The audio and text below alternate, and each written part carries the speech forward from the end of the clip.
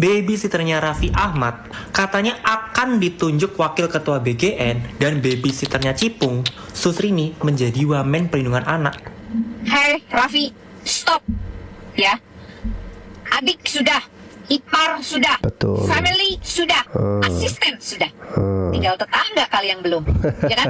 Ingat, jangan mempergunakan kekuasaan dan kepercayaan penguasamu, oke? Karena apa?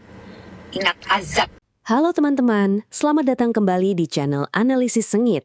Channel yang selalu mengulas dan mereaksi berbagai isu yang sedang ramai diperbincangkan di media sosial, termasuk reaksi dari para kreator konten lainnya.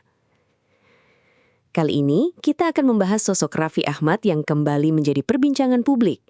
Berbagai komentar netizen bermunculan setelah muncul isu mengenai orang-orang yang berada di lingkaran Raffi Ahmad dikaitkan dengan sejumlah jabatan publik.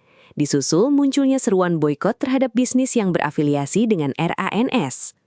Di sisi lain, ada juga pihak yang menilai sebagian informasi yang beredar masih perlu diverifikasi dan tidak boleh langsung dipercaya begitu saja. Lalu, sebenarnya bagaimana kronologi lengkapnya? Apa saja komentar para netizen dan kreator konten yang membuat isu ini semakin ramai? Dan apakah semua tudingan yang beredar memang memiliki dasar yang kuat atau justru banyak dipengaruhi oleh opini publik? Tonton videonya hingga usai, karena saya akan memberikan komentar cukup panjang di bagian akhir video. Yuk kita tonton videonya. Ingat, Asap. apalagi jangan memanipulasi mengenai bayar sana, bayar sini, donasi sana, donasi sini untuk mengelabui kami-kami, rakyat-rakyat jelata. Please be smart. Aku menghargai kamu sebagai artis, bukan sebagai pejabat di pemerintahan. Ada yang jadi komisaris BUMN guys. Terus? Tapi bagus sih. Kenapa? Kan biar sesuai sama namanya, BUMN, Badan Usaha Milik Nagita. Ada yang mau jadi wakil ketua BGN guys. Terus? Tapi bagus. Kenapa? Karena kan dia sudah terbukti, telaten dan berhasil memenuhi gizi. Gizi siapa? Gizi Rafathar. Mbak Lala, pengasuh Rafathar, diisukan jadi wakil kepala Badan Gizi Nasional. Beredar foto Mbak Lala berseragam dinas biru tua. Warganet pun geger, apalagi asisten Raffi lainnya, Mufli Budi Ananda, juga sempat disebut jadi komisaris. Sedikit jawabannya jadi komisaris semua. Iya. Tapi seputar komisaris semua anggota keluarga Raffi. Kalau ujian kayak gini, aku tuh udah biasa diuji seperti ini. Santai aja, kita berdoa kepada Allah. Tapi kamu blacklist ah? Mau ngambil langkah hukum nggak? Kita tenang aja, udah biasa. Udah beberapa hari ini ya, ramai sekali ada ajakan untuk boikot Raffi Ahmad. Apa sih salahnya Raffi Ahmad? Mungkin tidak ada yang salah, hanya sedikit keliru. Keliru terlalu mangpang mengpeng. Kalau kata orang Sunda ya, mungkin kata Indonesianya mangpang mengpeng teh aji mumpung. Dan terlalu kemaruk mungkin ya. Begitu kali ya. Maaf Arab. Ini publik kembali dibuat bertanya ketika Raffi Ahmad menjadi pejabat publik, lalu Mufli mantan asistennya menjadi komisaris PT Krakatau Posko, serta banyak kerabat dan orang-orang di lingkaran Raffi Ahmad mengisi berbagai jabatan publik. Lantas publik wajar jika bertanya, bagaimana prosesnya, apa dasar penilaiannya, dan mengapa mereka yang dipilih. Ini bukan soal membenci Raffi Ahmad, ini soal menjaga standar negara dan maruah negara. Karena negara tidak boleh memberikan kesan jabatan lebih mudah diperoleh oleh orang-orang yang dekat dengan kekuasaan dibandingkan oleh orang-orang yang telah membangun kompetensinya selama bertahun-tahun. Apabila semua penunjukan berdasarkan kemampuan, tunjukkan prosesnya kepada publik, karena transparansi adalah cara paling sederhana untuk membangun kepercayaan. Rakyat hanya ingin memastikan orang-orang yang mengisi posisi jabatan publik adalah orang-orang yang memang pantas dan juga layak. Betul. Sebab ketika kepercayaan publik mulai runtuh, yang dipertaruhkan bukanlah nama seseorang, tapi wibawa negara itu sendiri. Bagaimana pendapat kalian? Tulis di kolom komentar. Bayangin guys, ada berita yang sangat menarik dari Raffi Ahmad dan Nagita Slavina. Beritanya sebanyak ini guys. Seruan boykot PT Rans, dugaan money laundry dan dugaan bagi-bagi jabatan. Kemarin yang paling hangat adalah asistennya Raffi Ahmad itu ditunjuk guys jadi komisaris BUMN. Itu satu. Terus dua, ini yang masih rumor, babysitternya Raffi Ahmad katanya akan ditunjuk wakil ketua BGN dan babysitternya Cipung, Susrini, menjadi wamen perlindungan anak. Saudaranya Raffi Ahmad, iparnya Raffi Ahmad, atau ini JJ Govinda, ternyata waktu menjabat sebagai bupati itu lulusan SMA juga. SMA guys, jadi baru lulus lah S1. Terus ada dugaan juga Raffi Ahmad terlibat, dugaannya itu money laundry. Jadi ada 35 perusahaannya Raffi Ahmad diduga money laundry. Ini santer banget terdengar, ini udah sampai masuk artikel ya. Akibatnya masyarakat sekarang berbondong-bondong untuk memboikot. Salah satunya istrinya, Nagita Slavina. Semua brand yang collab dengan PT Rans lagi digeruduk netizen untuk segera yaudah dicopot aja gitu. Karena netizen sudah murka. Dan salah satunya itu TZ. Ini bukan lagi personal opinion, tapi ini sudah masuk ranah portal berita nasional. Bahwa ada beberapa kejanggalan-kejanggalan di PT Rans yang jadi pembicaraan masyarakat Indonesia, guys. Tapi menurut kalian gimana? Apakah memang benar ada kejanggalan, guys? Atau ini usaha kerasnya Raffi Ahmad dan Nagita Slavina secara organik dan mereka deserve mendapatkan penghargaan itu? Menurut kalian gimana? Banyak netizen yang nampaknya mulai mikir, emang ada something wrong sama keluarga Raffi Ahmad ini. Sampai-sampai perusahaan-perusahaan yang terafiliasi dengan perusahaan milik Raffi Ahmad mulai jadi sasaran cancel netizen. Contohnya, ada salah satu brand minuman teh premium mewah yang biasa dijual-jual di mal-mal. Si brand minuman teh ini berkolaborasi dengan Nagita Slavina. Entahlah, apakah Nagita Slavina punya saham di perusahaan ini atau dia cuma di-hire sebagai brand ambassador produk minuman ini. Ternyata netizen bereaksi keras. Produk minuman teh premium ini digeruduk, diserbu netizen, sampai-sampai produknya diancam boikot. Kalau si produk masih melanjutkan kerjasama dengan Nagita Slavina. Apakah saat ini Raffi Ahmad dan keluarganya sudah mulai mendapatkan sanksi sosial? Karena memang apapun bentuk dan caranya, praktek nepotisme itu harus dihentikan. Dan mungkin salah satu caranya adalah dengan memberikan sanksi sosial berupa boykot ataupun cancel terhadap pelakunya. Nah, gini dong kita kompak. Lagian orang udah kaya raya tajir melintir, ngapain dikolep-kolepin lagi? Nggak ada artis lain yang bisa di-hire buat iklan selain keluarga dia kah? Di mana-mana ada dia. Kasih kesempatan yang lain. Sudah baca berita artikel ini? Heboh isu Mbak Lala, pengasuh anaknya Raffi Ahmad, jadi wakil ketua BGN. Gila sih ini ya. Semua mantan pembantunya menduduki jabatan penting di Indonesia. Kemarin mantan asistennya jadi komisaris Krakatau. Sekarang pengasuh anaknya Mbak Lala jadi wakil ketua BGN. Ini negara Indonesia seolah-olah kayak punya Raffi Ahmad gitu ya.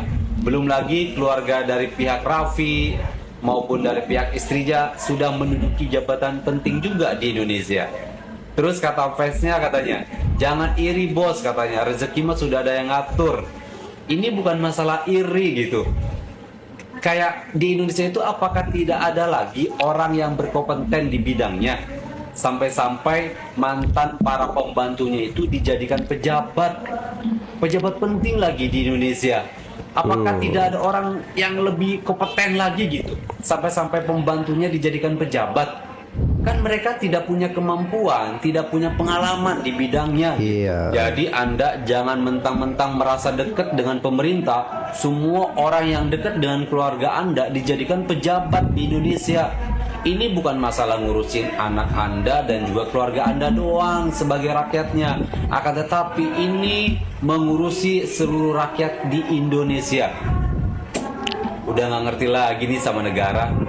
Sakit nih negara Indonesia. Salam akal sehat. Sudah baca? Ya, kalau jalan alur kerja seperti ini untuk bisa mendapatkan jabatan, teman-teman gak usah kuliah ya, gak perlu kuliah. Lamar kerja langsung ke Raffi Ahmad. Gak peduli mau ditempatkan di posisi manapun, mau jadi tukang sapu ke, tukang bersih-bersih toilet, atau tukang semir sepatunya Raffi Ahmad, gak apa-apa. Nanti juga akan mendapatkan jabatan yang instan dari Raffi Ahmad. Makin hari makin mengerikan ya kelakuannya ini. Oh my god, ini benar beritanya. Kalau nggak benar nggak mungkin ada tayangan. Ini apalagi dikutip oleh Kompas. Kompas kan tahu dong, terpercaya dan media besar. Benar nggak sih? Aduh Tuhan, carut marut semua oligarki berbicara. Benar nggak guys? Semuanya dipegang oleh keluarganya. Dia termasuk antek-anteknya. Tahu nggak antek-antek? Cari deh di Google guys. Capek aku jelasinnya. Oke? Cuma miris aja. Bener-bener saya kecewa dengan kelakuan ini. Duh, ampun, tobat. Carut marut, perbandingannya hanya 2 anaknya doang gitu. Masyarakat lain tidak gitu ya. Heran loh, hanya gara-gara anaknya, kedua anaknya, dia dijadikan wakil MBG. What? Anjir, tiba-tiba isu Mbak Lala jadi wakil ketua BGN. Besti dunia maya lagi ramai banget membahas soal isu asisten serta karyawan kepercayaan Raffi Ahmad dan Nagita Slavina yang dikabarkan punya karir ajaib dan melesat bak roket.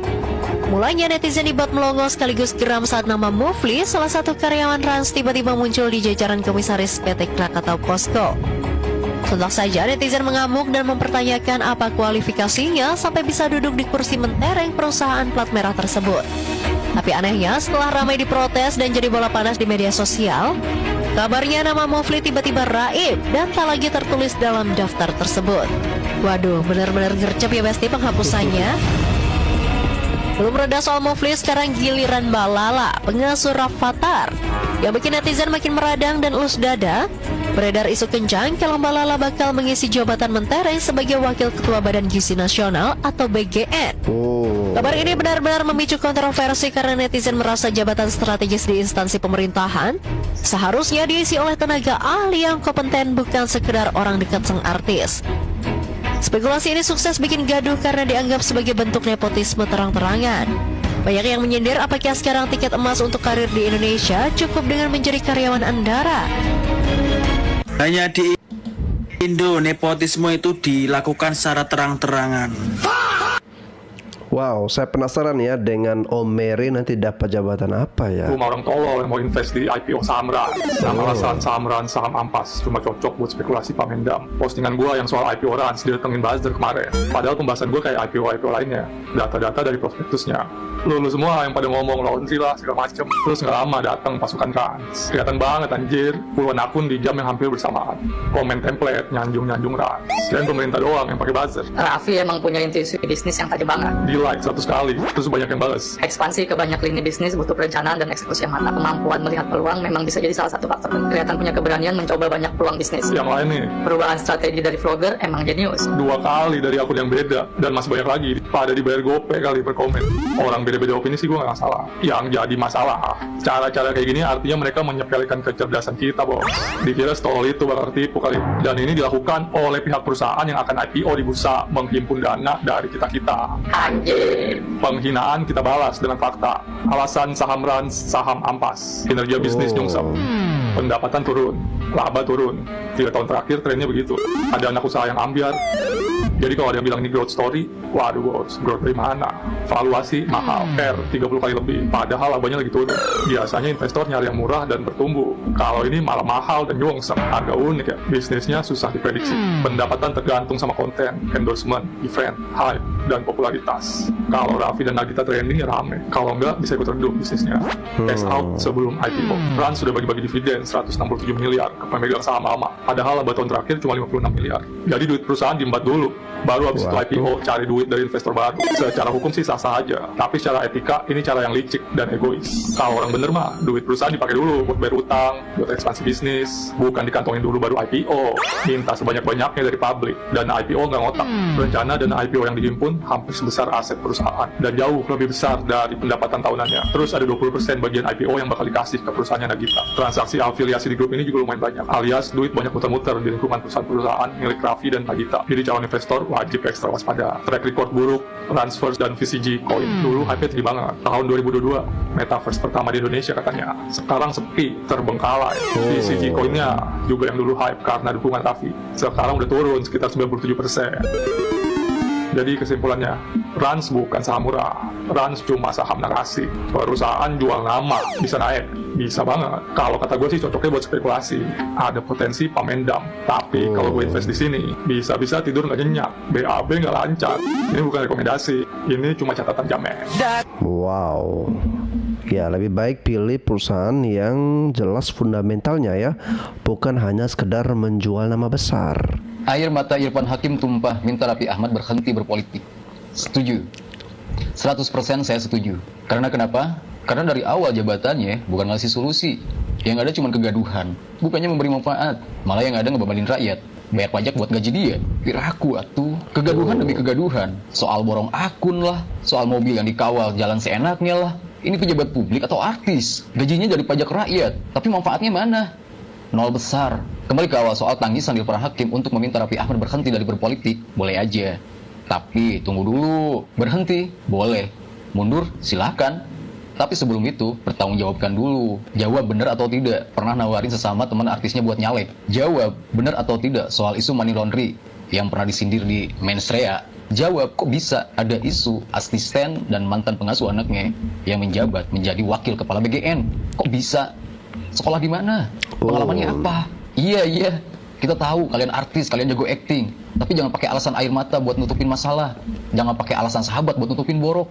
Asal kalian tahu, rakyat tuh udah muak dengan hal-hal kayak gini. Kalau mau berhenti, berhentilah dengan terhormat. Yaitu, jelaskan isu dulu, baru pergi. Peduli dengan siapa keluarga ini, apapun itu. Tapi yang ini aku mau bahas itu adalah, ini kan adik ipar ya guys ya.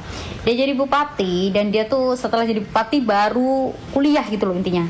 Dan dia tuh S1 cuman dalam waktu 1,5 tahun aja sih intinya. Nah, di luar konteks aku gak peduli siapa mereka, whatever. Aku tahu dia artis terkenal, tapi aku mau ngomong dibahas di luar konteks hari ini. To be honest ya, sebagai rakyat jelata, rakyat yang bener-bener kayak rakyat biasa gitu, aku tuh ngerasa sedih banget itu loh. Di luar sana itu ya, banyak banget orang-orang yang sangat cerdas, pinter, berbakat, tapi mereka tuh nggak ada kesempatan dan nggak dikasih kesempatan di negara tercinta kita ini.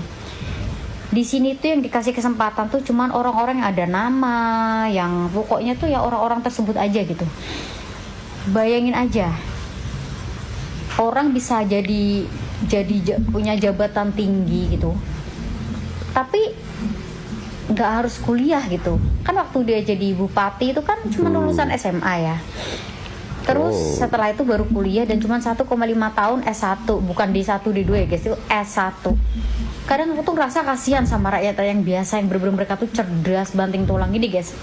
Aku ada sepupu saudara, ya kan. Bocah itu anaknya dari omku. Waktu itu dia tuh ya itulah single mom, cerai sama omku ya omku emang kurang ajar. Lanjut ya kan. Dia tuh punya 4 anak, amit-amit jabang bayi, yang satu tuh cacat, yang aku dulu pernah cerita, karena dia panas tinggi disuntik, akhirnya kena malapraktek pembuluh darah, otaknya rusak, jadi dia jadi, mohon maaf, blow on gitu loh. Tapi udah meninggal sekarang.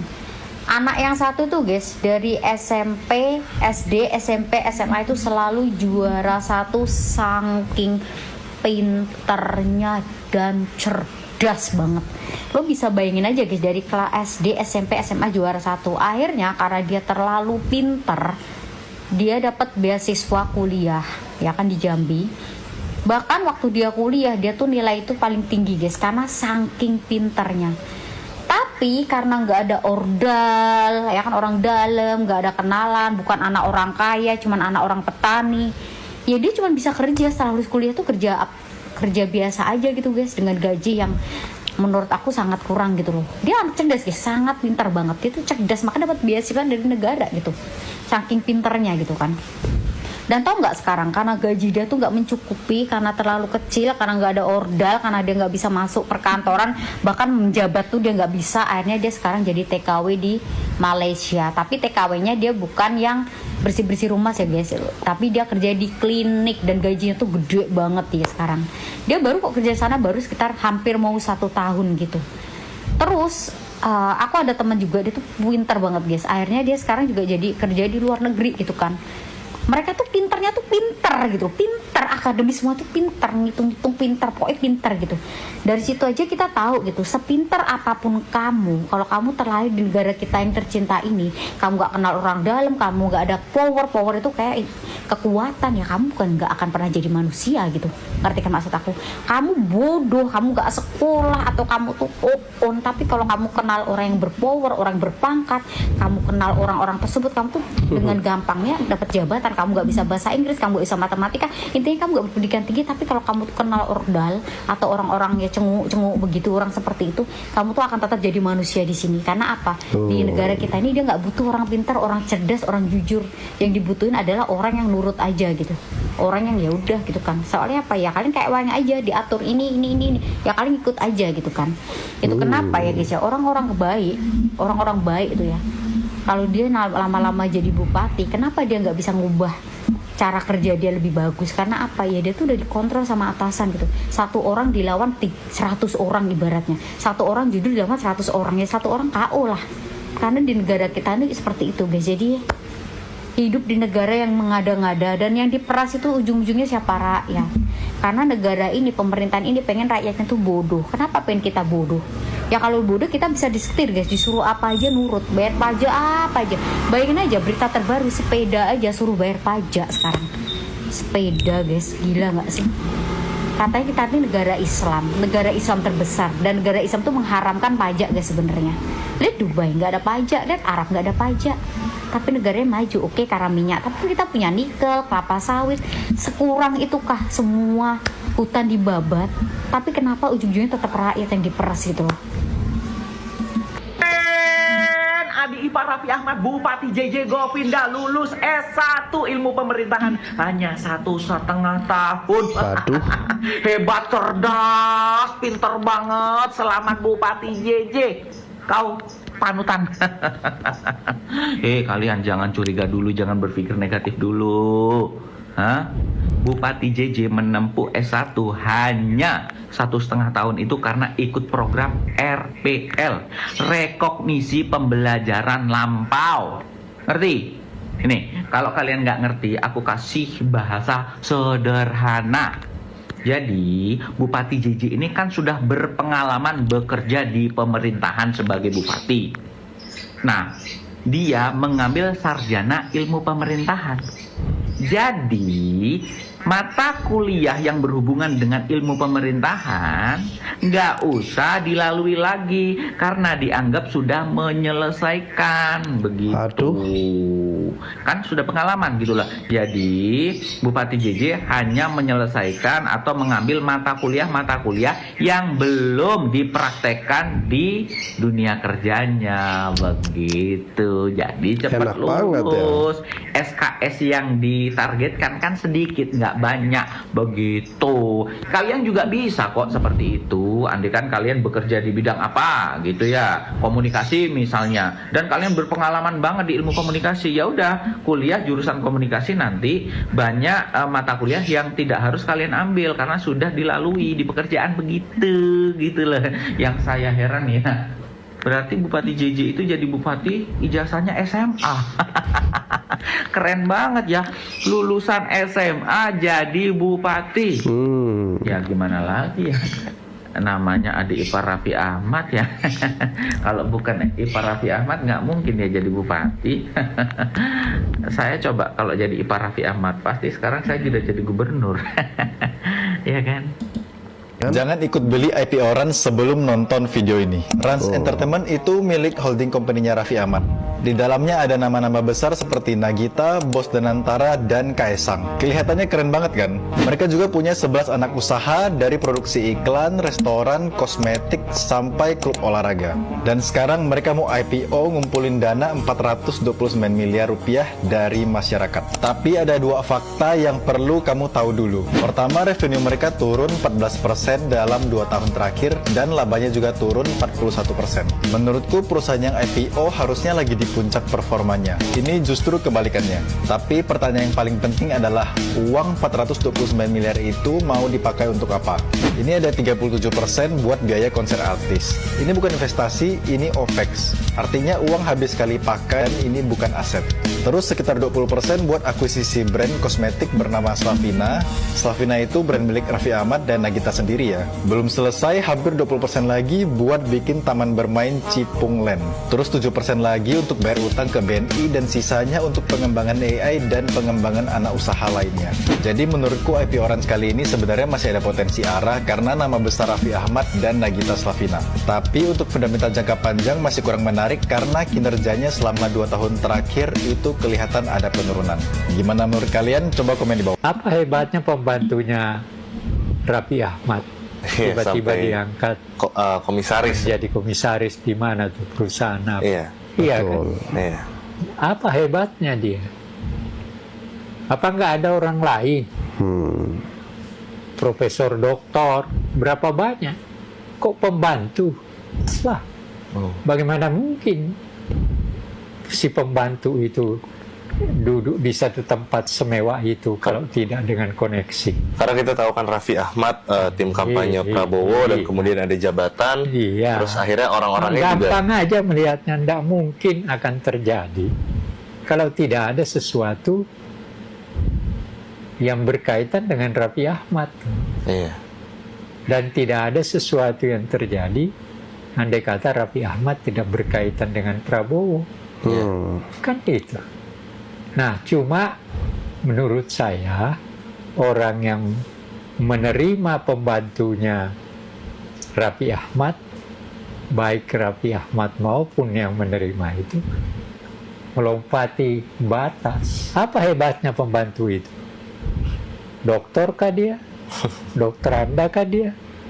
Atau apakah pekerjaannya memang sehebat itu? Apakah Raffi Ahmad itu orang paling hebat sehingga pembantunya saja sehebat itu?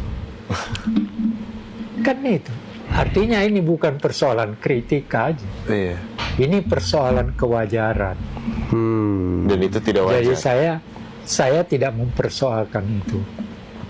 Mau mau hebatnya Raffi Ahmad kayak apa, pembantunya kayak apa. Tapi pertanyaannya adalah, apakah dalam mengelola negara tindakan seperti itu wajar atau tidak? Salam logika. Harta Jampitsus Febri Ardiansyah yang dilaporkan ke negara adalah 18 miliar. Tapi yang disita polisi kemarin jumlahnya 543 miliar. Selisihnya 543 miliar dikurangi 18 miliar, yaitu 525 miliar. Harta asli Febri Ardiansyah yang disembunyikan 30,17 kali lipat dari harta yang dilaporkan. Kok bisa selamat harta dia tidak terendus? Apakah diatasnamakan PT atau dititipkan sama artis? Kalau diatasnamakan PT, lalu PT-nya atas nama siapa? Atas nama artis. Berarti dia ngerti banget celah hukum di Indonesia. Ya iyalah, orang dia Jampitsus. Gosipnya sih dia ini sebenarnya calon kuat jadi jaksa agung. Di kasus ini apakah Febri Ardiansyah akan menyeret nama artis? Greget nih, artis ini kapan ketahuan? Oke teman-teman, setelah kita menyaksikan seluruh video dan berbagai pendapat yang beredar, sekarang saya ingin menyampaikan pandangan pribadi saya. Menurut saya, yang paling menarik dari persoalan ini bukan hanya soal nama Raffi Ahmad. Yang jauh lebih menarik adalah bagaimana publik bereaksi ketika melihat orang-orang yang dianggap dekat dengan figur publik atau pejabat dikaitkan dengan jabatan-jabatan penting. Reaksi seperti ini menurut saya menunjukkan bahwa tingkat kepercayaan masyarakat terhadap proses pengangkatan jabatan memang sedang menjadi sorotan. Saya pribadi memahami mengapa banyak orang mempertanyakan proses tersebut. Ketika muncul kabar mengenai seseorang yang sebelumnya dikenal sebagai asisten, karyawan, atau orang dekat figur publik kemudian dikaitkan dengan jabatan strategis, wajar apabila masyarakat bertanya-tanya bagaimana prosesnya. Pertanyaan seperti itu menurut saya merupakan hal yang normal dalam kehidupan demokrasi. Namun, di sisi lain saya juga merasa kita harus berhati-hati agar tidak langsung memperlakukan setiap rumor sebagai fakta. Di era media sosial, sebuah informasi dapat menyebar jauh lebih cepat daripada proses klarifikasi. Karena itu, menurut saya setiap informasi sebaiknya dilihat berdasarkan bukti yang jelas, bukan hanya berdasarkan banyaknya orang yang membicarakannya. Kalau saya melihat persoalan ini secara lebih luas, yang sebenarnya diinginkan masyarakat adalah adanya transparansi. Ketika proses pengangkatan seseorang dijelaskan secara terbuka beserta kompetensi, pengalaman, dan alasan pemilihannya, ruang untuk munculnya spekulasi akan jauh lebih kecil. Sebaliknya, jika penjelasan itu minim, publik akan mengisi kekosongan informasi dengan berbagai dugaan.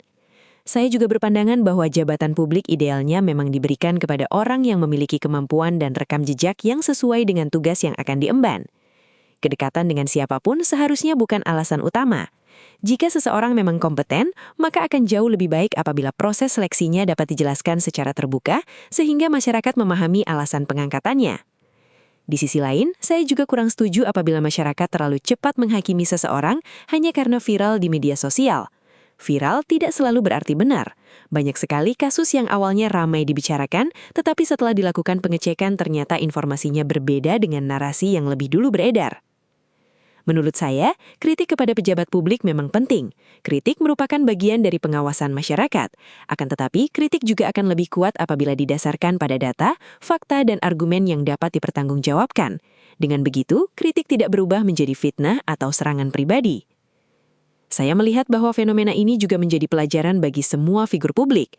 Ketika seseorang memutuskan masuk ke ranah pemerintahan atau jabatan publik, standar penilaian masyarakat otomatis akan berubah. Apapun yang dilakukan akan diperhatikan lebih detail dibandingkan ketika masih berada di dunia hiburan. Karena itu, komunikasi yang terbuka dan transparan menjadi sangat penting agar tidak menimbulkan kesalahpahaman. Pada akhirnya, saya berharap semua pihak dapat menyikapi isu seperti ini dengan kepala dingin. Jika memang ada proses yang sesuai aturan, tunjukkan prosesnya. Jika ada informasi yang keliru, luruskan dengan bukti. Dengan demikian, ruang bagi spekulasi akan semakin kecil dan kepercayaan publik dapat terjaga. Itulah pendapat pribadi saya. Tentu saja kalian boleh setuju ataupun tidak setuju. Justru saya ingin mendengar sudut pandang kalian. Menurut kalian, apakah reaksi publik dalam kasus ini sudah proporsional atau masih terlalu dipengaruhi oleh informasi yang belum terverifikasi? Silahkan tuliskan pendapat kalian di kolom komentar dengan tetap saling menghormati dan mengedepankan fakta. Kalau kalian menyukai pembahasan seperti ini, jangan lupa klik tombol like, subscribe, dan aktifkan lonceng notifikasi agar tidak ketinggalan video-video berikutnya dari channel Analisis Sengit. Terima kasih sudah menonton sampai selesai, sampai jumpa di video berikutnya.